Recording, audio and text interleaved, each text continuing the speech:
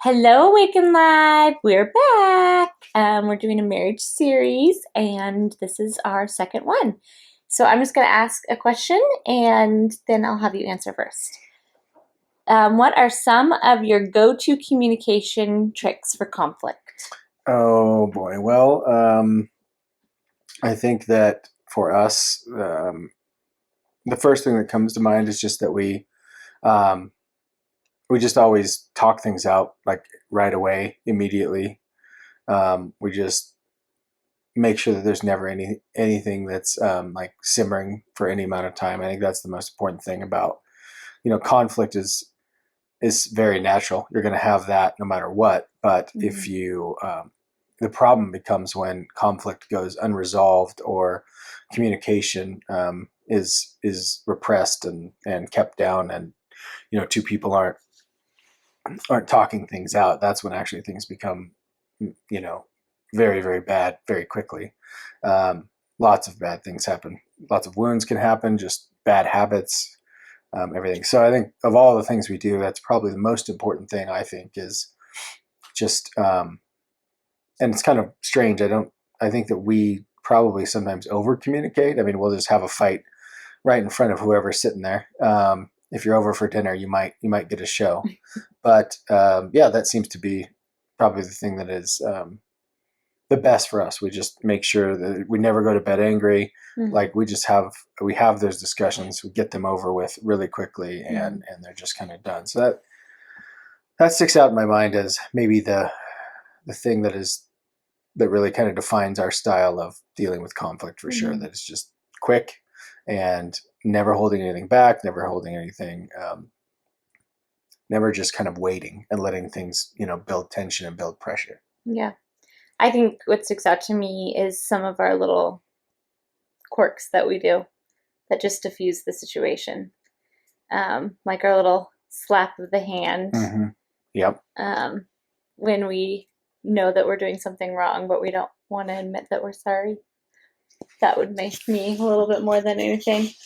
But yeah, I think that that's what sticks out to me the most. Or when we call a bad mood, like if I've just been really cranky or you're really cranky in the day, we get to call the bad mood.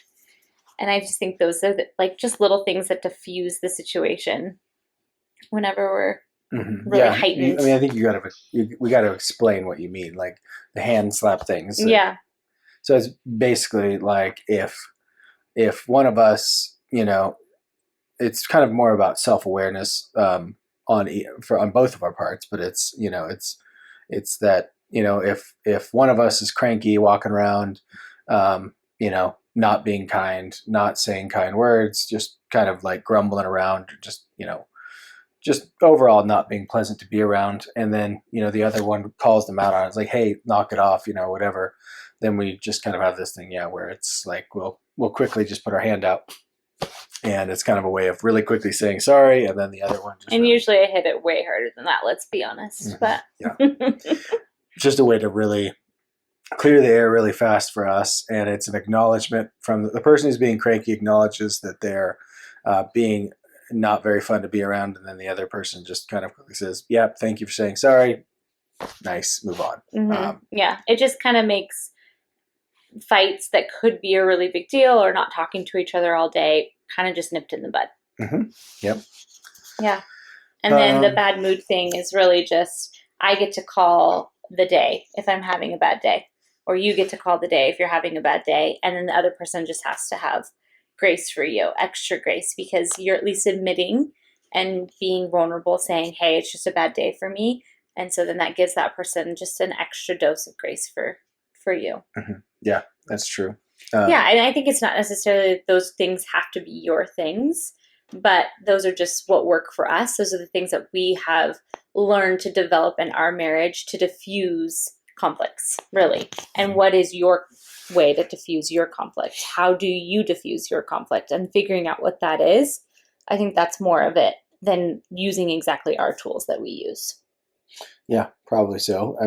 The next thing that kind of I think um, sticks out is that we've always tried to take the position. We try to really quickly get to the perspective, I should say, where we're both fighting on the same side, Mm-hmm. and trying to tackle whatever the issue or the problem is. I mean, at least for 99% of fights are usually, you know, there's something else going on. It's Mm-hmm. rarely really one, the husband against the wife against the husband. It's most often, a problem between you that you need to bring out into the light and then both try to solve together. Mm-hmm. And I think that that's um, the way to get there too. Is you first you first have to start with the perspective that, you know when you choose your spouse, you are choosing the whole person, and you don't get the luxury of saying, well, I love 85% of Tiffany, but this last 15% I want nothing to do with, and I'm going to just try to destroy that part of her. That part of her that is, we all have our dark side, our fallen, wounded, insecure, angry side, Mm-hmm. whatever it is. And I think you first have to start with, if you both are coming from the place of understanding that when you marry someone, you're marrying the whole person. You're marrying the good and the bad, Mm-hmm. and you also have a good and a bad, and you have blessings and you have curses, and everyone's dealing with something. And so I think if you understand that, and then you also, with that knowledge, you then also are looking at, you know whatever I can do to help you grow and deal with your own insecurities and deal with your own wounds or issues or anger or whatever. And by help, I don't mean, point them out and judge them and eradicate them. I mean, work with you to work through those things, and you do that with me. Then that's us coming back to being side by side, working through problems, whether those are problems that come from inside of each of us, or those are problems that come from, the kids, or how to raise kids, or how to deal with, friends, family, job, work, money, food, whatever. And if you can have that perspective, then it really quickly just disarms the tension Mm-hmm. in a lot of fights, because you both just kind of realize that you're focusing on working a problem together, Mm-hmm. and that Yeah. just that removes a lot. Yeah. I remember clear back to even when we first started getting married, you would always talk about um, being on the same team. And anytime we would get in a fight or a big fight and it just was going in circles, you'd always pause and say, hey, we're on the same team. Remember, we're on the same team. And that would honestly just kind of circle us back to that we're fighting for the same goal, Mm-hmm. no matter what we were fighting for. And I think that really helped us a lot in our communication and conflicts. Mm-hmm. Yeah, I think so. I think also something that you always are really good at doing is kind of bringing humor to it. And even though I think it ticks me off and I get really mad when you try and make me laugh in the middle of a conflict, Mm-hmm. I think it diffuses the situation enough that I realize it's really not that big of a deal. And I think I'm a little more serious. So you bringing that lightheartedness is really huge for me, just to kind of be like, it's not that big of a deal. And honestly, you're going to have fights and you're going to have conflicts and you're going to have days that just aren't working with each other. So having things that diffuse it, like something that makes you laugh or things like that, I think is really important.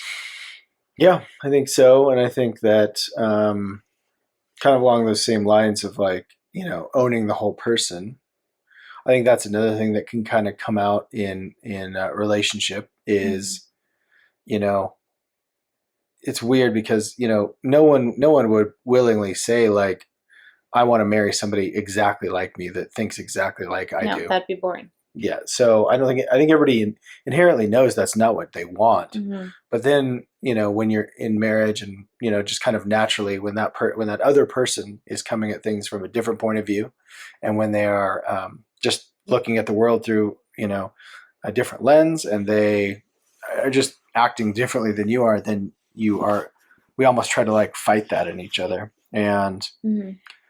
if we can instead back up and look at, be reminded maybe of just why we fell in love with that person, and why we want to be with that person wanted to be with that person in the first place.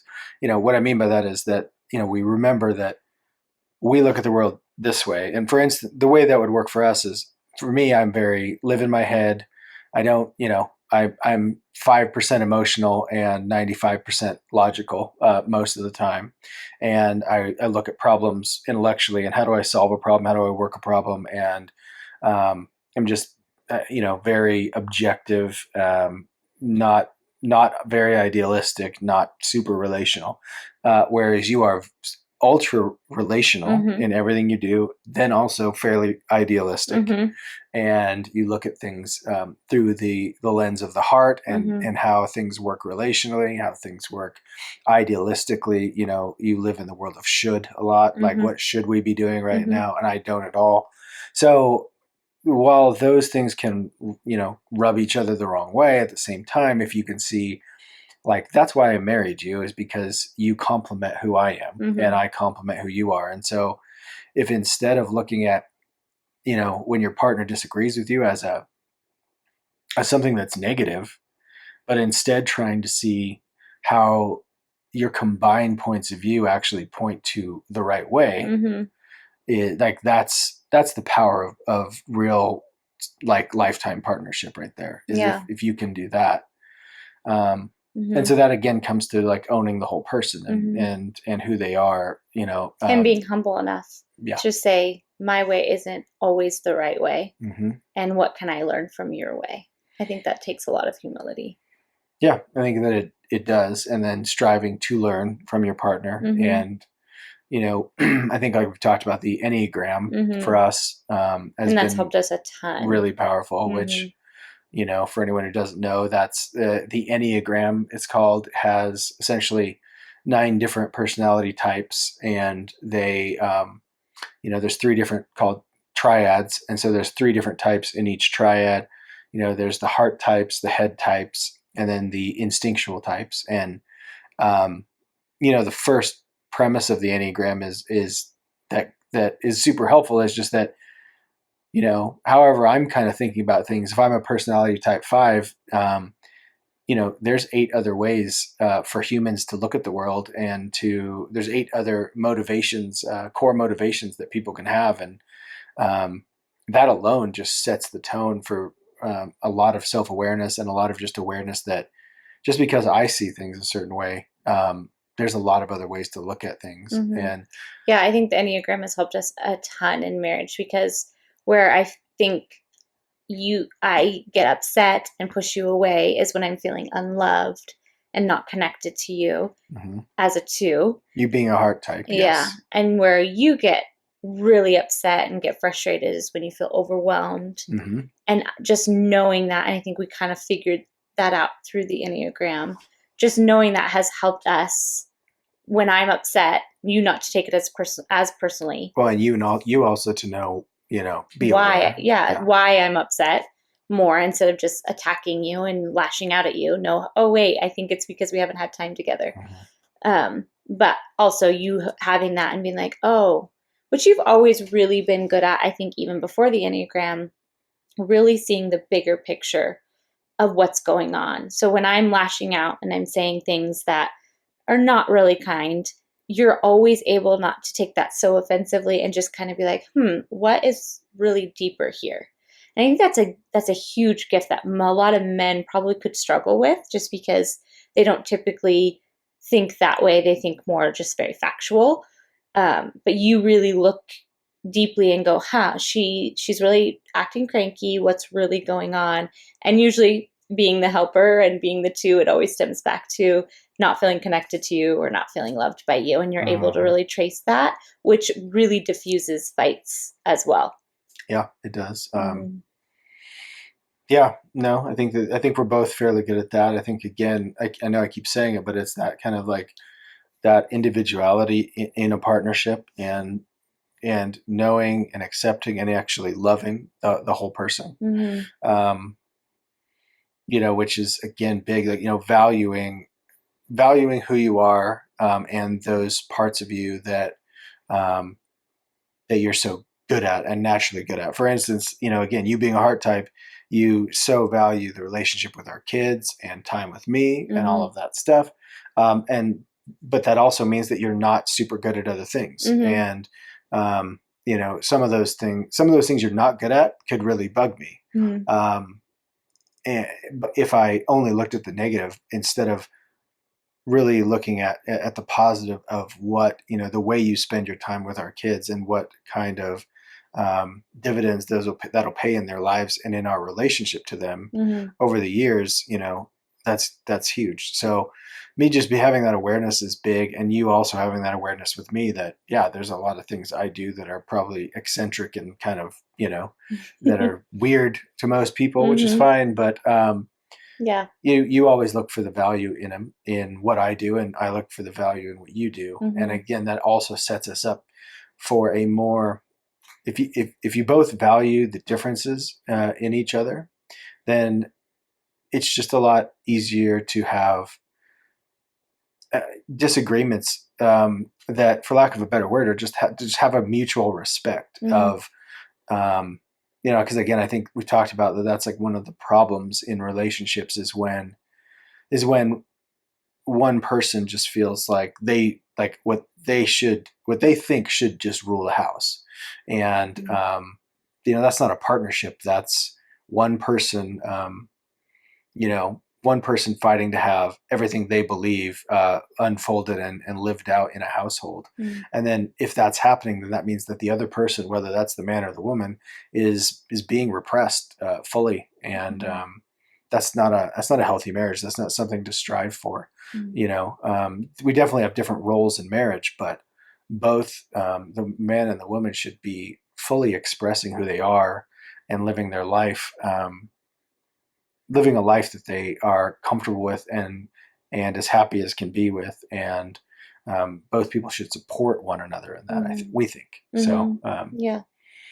Yeah, and I think that's another interesting thing along those same lines. That's regarding conflict. That's another thing that we've noticed. There's usually, so back to the Enneagram, there's definitely different types of personality, and those different types of personality have different relationships with conflict. Mm-hmm. And there's some of the types are just great with conflict, and they're totally just game to get in an argument or get in a fight, and just they will go towards conflict. Which, disclaimer, I think you and I both probably are more like, we go towards conflict a little more. Yeah, I mean, I've had to grow towards that. I wasn't that way That's as true. naturally. Yeah. And then there's some of the other types that are completely averse to conflict, and they avoid conflict at all costs. They've kind of just learned to move through the world in a way where they avoid or minimize conflict. And so then when you get two people marrying up, and most of the time there'll be one person who's good at conflict and the other person who avoids conflict. It's that there's usually an imbalance there in some way, and that can lead to a lot of problems because the person who likes to fight will pretty much always win, and the other person will back down and shrink and become small and become enabling, and multitude of other things.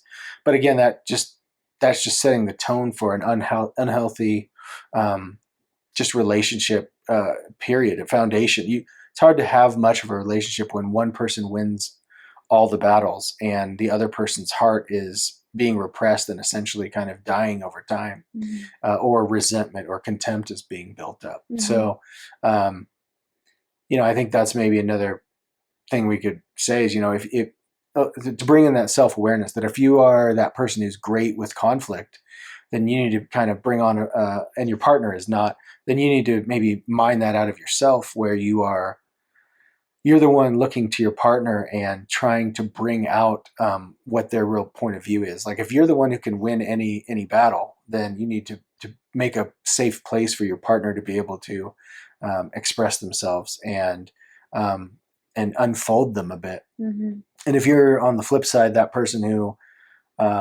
doesn't like conflict and avoids conflict and thinks that you're doing your marriage a service by avoiding that conflict, that's I would say you're not. You have to a healthy marriage takes two people. A healthy partnership takes both perspectives, being represented in the partnership. And Mm-hmm. so, if you're that person who doesn't like conflict, you have to, for the sake of your own soul and your own marriage, and especially your own kids, your kids need both perspectives from both parents being Mm-hmm. lived out in a family. Mm-hmm. Um, and so you need to find your voice and to stand up for yourself, and not in a disrespectful way, but just make sure that your voice is heard, or you won't. It'd be very difficult to prevent, just massive amounts of contempt and unhappiness and all just myriad of different problems, relational problems that will come up from that. Mm-hmm. Yeah, I think that kind of still goes back to just being humble, to being able to grow and learn from that other person. And somebody who I am very strong and opinionated, it could have been really easy for me to think that my way was the right way and not learn from somebody like you who is a little bit more quiet in your opinions and reserved in your opinions. Like you'll give them, but only if asked. And so the fact that we were both able to humble ourselves and grow from each other, I think is what makes it so that it's not lopsided. It's not one person speaks out more and wins the battles more and the other person is just kind of suppressed. But it's a team. It's a team effort. We're again on the same side, but you give me a voice, and then I also learn from you. And I don't think just my way is the right way.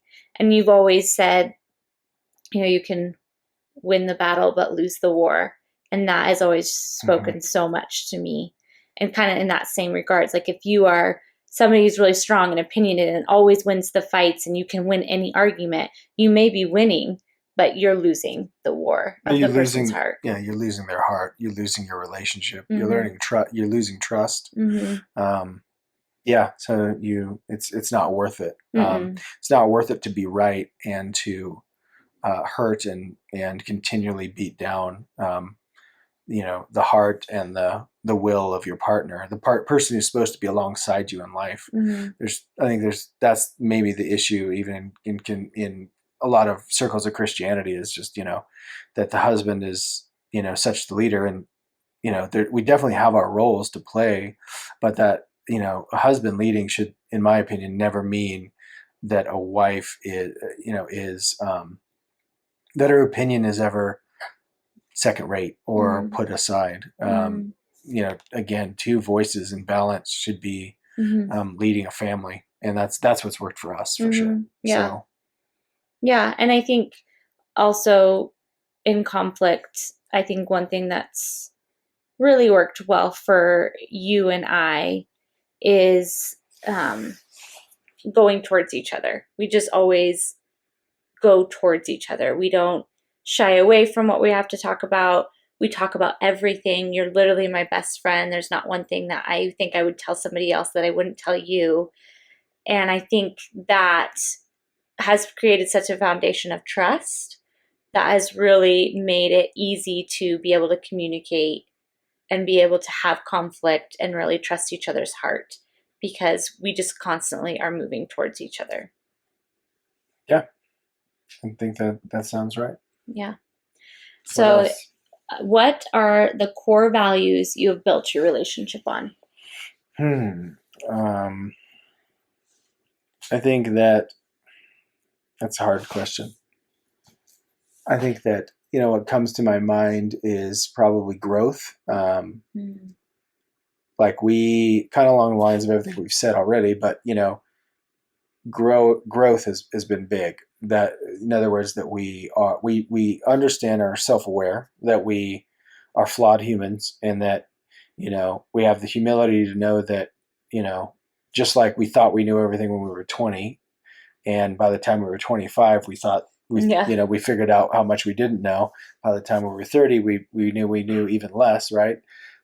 We've got that humility to know that and hold our current opinions lightly, um, but then always be striving to learn more, to grow more, and I think importantly to grow together, Mm-hmm.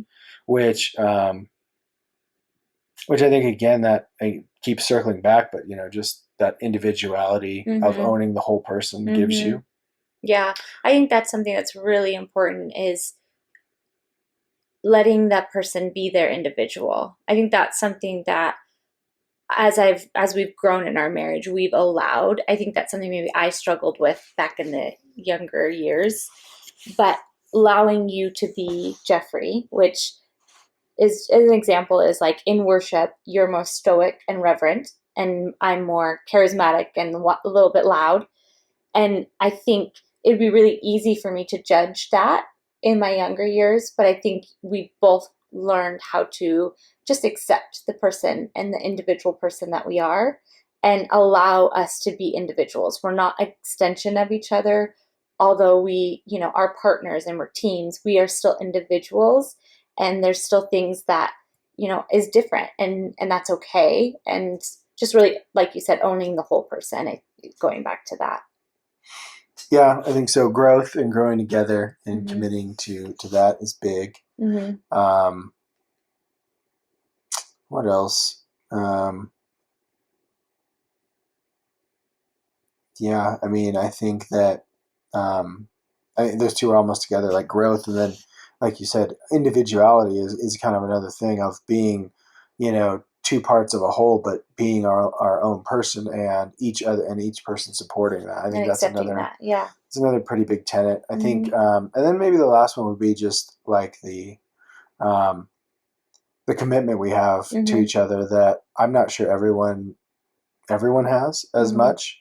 When we got married, we I think we were blessed to feel that we picked the person that we were supposed to be with, and we've never faltered from that. Mm-hmm. And so that's let us with that. It almost like locks us in a cage in a way, which is funny, but and that's a weird way to put it. But what it means is that there's kind of like there's never like the only way through an argument is to work this out with one another. There's no scenario where we just are, where we're starting to walk towards the door, right? Mm-hmm. Yeah. That just never enters our mind No. on each side. And so I think that, that commitment lets you be real, and it Mm-hmm. lets you be honest, and Mm-hmm. it lets you be yourself, Mm-hmm. because there's no insecurity that you're going to leave, or Mm-hmm. that I'm going to leave, or Yeah. that we picked the wrong person, or any of that stuff. Like there's none of that. And Yeah. so it sets us up to push through anything. Mm-hmm.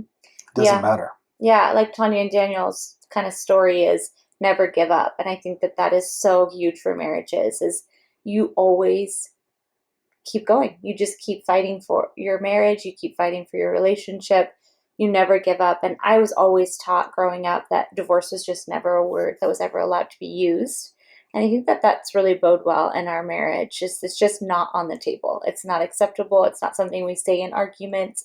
It's not something we even throw out flippantly. Like it's just not. Mm-hmm. It's not something we say. And I think that that's the same line as we will never give up on each other. So then it allows us, like you're saying, just to really trust each other and really be free with each other and know the fight is just a fight and it's not, what's going to happen? What's Mm-hmm. this going to happen? Yeah. It just makes us really have that trust.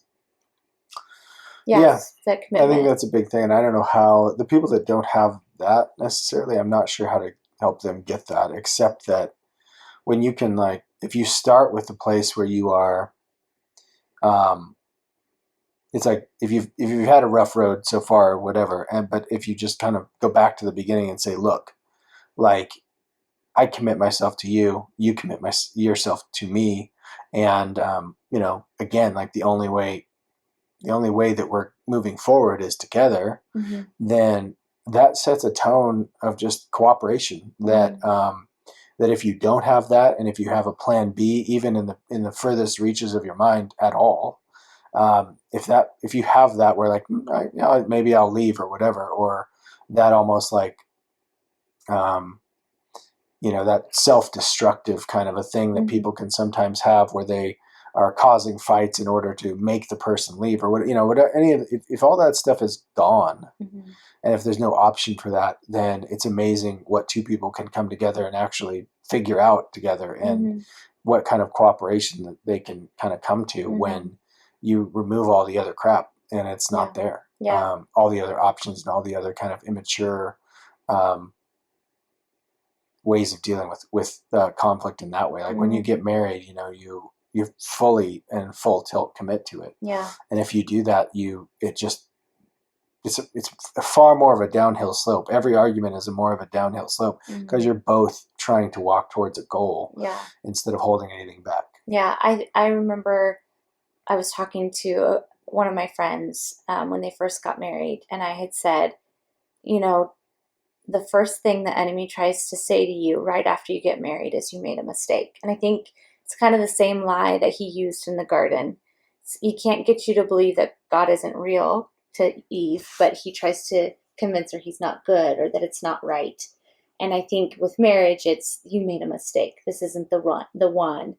And if he can get you to believe that lie, then it's all lost. And I think that that's something that I think we both fought early on. It's like, nope, this is who I chose. This is who God had for me. And we're going to push through this, and we're not going to allow that lie to stick. And I think that's really helped us just continue to fight well, I guess. I think another core value for me is our intentional time.